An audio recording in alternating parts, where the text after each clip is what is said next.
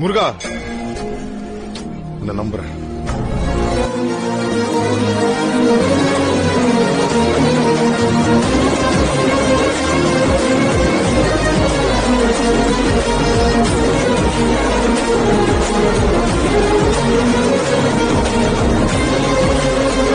என்னடா மாசா பிஜிஎம் போட்டு நிக்கிறேன்னு பாத்தீங்களா? இன்னைக்கு நம்ம பழனி பக்கம் இருக்க இடும்பன் மலைக்கு பக்கத்துல தாங்க இருக்கோம். ஸோ இன்னைக்கு இங்க என்ன வந்திருக்கோம் அப்படின்னு பார்த்தீங்கன்னா, ஃபுட்டு கொடுக்கலாம் அப்படின்னு வந்திருக்கோம்.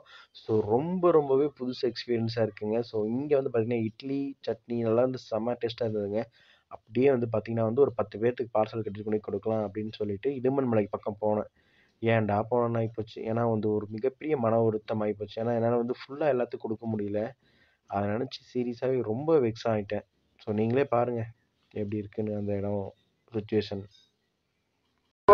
இங்கே நான் கூற விரும்புகின்றேன்.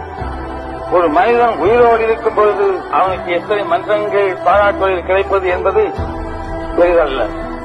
அவன் மறைந்த பிறகு என்னையே நான் எடுத்துக் கொள்கின்றேன். என் மறைவுக்கு பிறகு எத்தனை மன்றங்கள் எத்தனை மக்கள் என்னை நினைக்கின்றார்கள் என்பதை பொறுத்துத்தான் நான் வாழ்ந்ததற்கு ஏதாவது நியாயமான காரணம் இருந்திருக்கிறது என்று நினைப்பதற்கு அது உதவியாக இருக்க முடியும்.